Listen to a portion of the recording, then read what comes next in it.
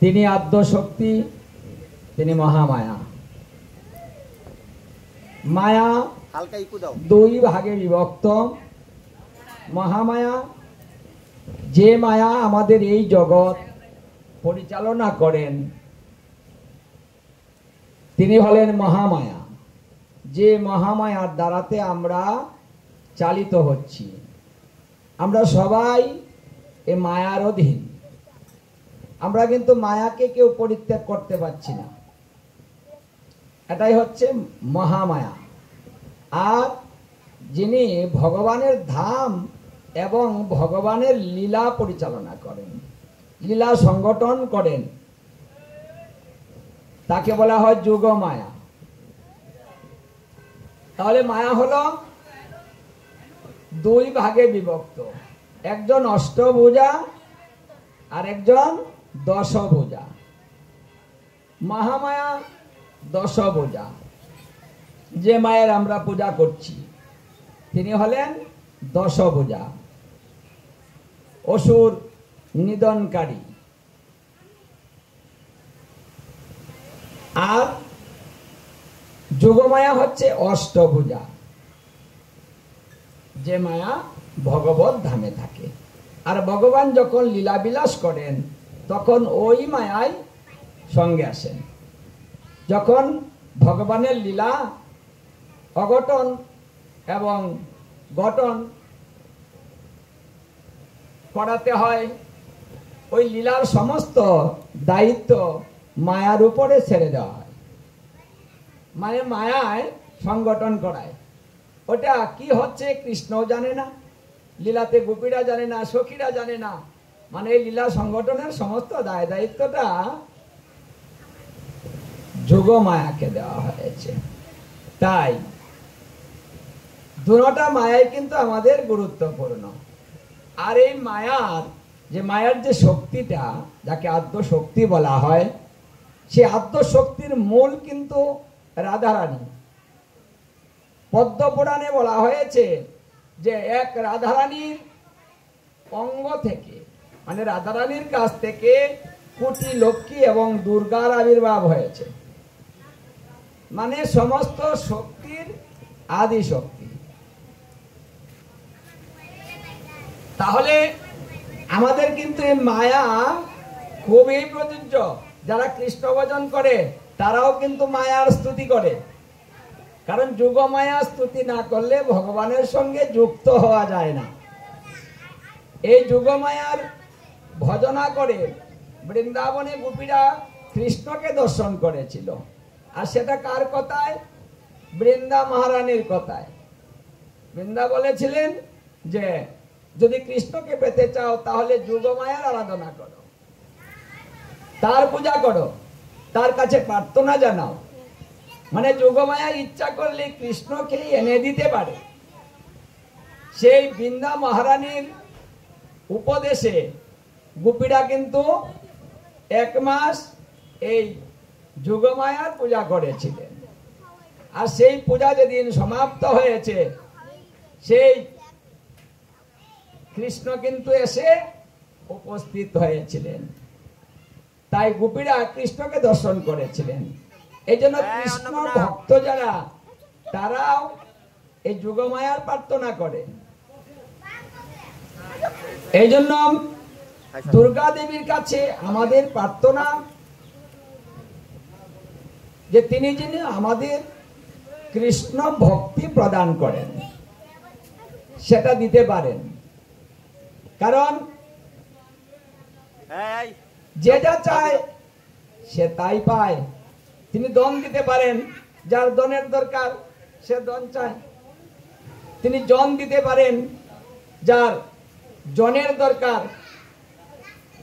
পুত্রাং দেহি, মানে যার পুত্রের দরকার সেটাও দিতে পারেন। যশ দেহি, মানে যার যশ কীর্তির দরকার, প্রতিষ্ঠার দরকার, সেটাও পেতে পারেন। আবার যার কৃষ্ণ ভক্তির দরকার সে কৃষ্ণ ভক্তি কামনা করে। তবে অনিত্য বস্তু দেবতাদের কাছে না চাওয়াই উত্তম। মানে অনিত্য বস্তু থাকে না, এই জন্য অনিত্য বস্তুগুলো আমাদের দুঃখই বেশি দেয়, সুখ বেশি দেয় না। যেমন সূর্য দেবতার কাছ থেকে একটা বর এনেছিলেন শ্যামন্তক মণি। এই শ্যামন্তক মণি যেখানে রাখা হবে সেখানে অসংখ্য স্বর্ণ হবে। পরে দেখা গেল কি যে এই কারণে শত্রু বেড়ে গেল। এই শ্যামন্তক মণি যার কাছেই যায় তাকে মেরে ফেলে আরেকজনে নিয়ে যায়। শেষে কৃষ্ণকেও এই শ্যামন্তক মণির জন্য চুর হতে হয়েছিল। মানে সবাই বলছে যে কৃষ্ণই ওই শ্যামন্তক মণিটা নিয়ে গিয়েছে, কিন্তু কৃষ্ণ নেয়নি, কিন্তু তাকেও চুর হতে হয়েছে। মানে এখানে আমাদের শিক্ষাটা হলো এই যে অনিত্য বস্তুগুলা আমাদের সুখ বেশি দেয় না, মানে কষ্টই বেশি দেয়।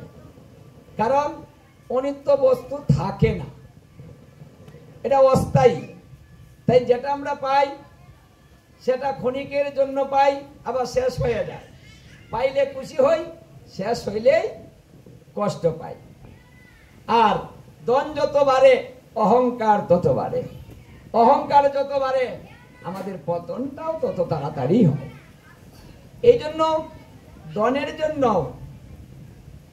ডাকা উচিত না, কৃষ্ণ ভক্তির জন্যই সর্বশ্রেষ্ঠ। কারণ আমাদের মুখ্য উদ্দেশ্য হচ্ছে কৃষ্ণ ভক্তি কামনা।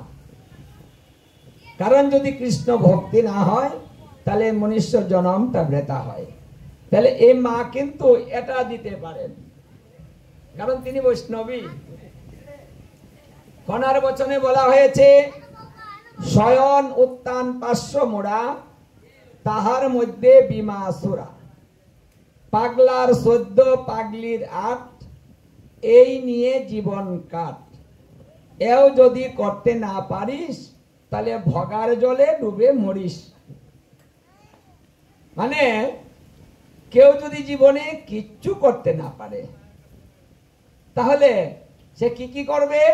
শয়ন উত্থান 500 মোড়া, আর তার মধ্যে বিমাসুরা, ওই যে ভীম একাদশী যেটা বলা হয়।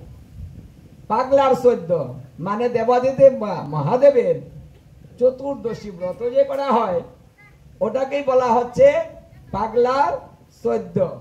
পাগলির 8। পাগলিকে চিনেন সবাই? পাগলি চিনেন? পাগলি, পাগলা তো সবাই চিনেন, পাগলিকে চিনেন? জানেন না পাগলিকে? এই যে আপনাদের সামনে আছে উনি পাগলি, মানে পাগলা পাগলি, মানে তাকেই বলা হচ্ছে পাগলি।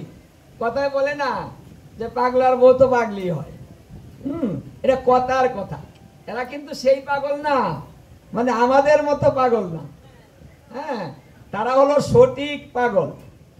যেমন আমাদের মধ্যে এই মহাদেবের কথা বলে যারা নেশা করে, তাদের নেশা আর মহাদেবের নেশাটা কিন্তু এক না। মহাদেব নেশা করেন সব সময় ঈশ্বরের আরাধনার যেন তার বিচ্যুত না হয়, একটা ভাবে তিনি থাকেন। আর আমাদের নেশা, ওই নেশা কি এক না। এই জন্য আমাদের নেশা ব্রেইনে ধরে, আর দেবাদিত্যের যে নেশা করতেন ওটা ব্রেইনে ধরে না, এটা ওষুধ স্বরূপ কাজ করে। এই জন্য মানে সব কথাই এক কথা না। তাই সব পাগল আর পাগলি একরকম না। তাহলে পাগলির 8 মানে গতকালকে যে পূজাটা গিয়েছে সেই পূজার নাম কি? অষ্টমী। অষ্টমীকে 8 বলা হয়।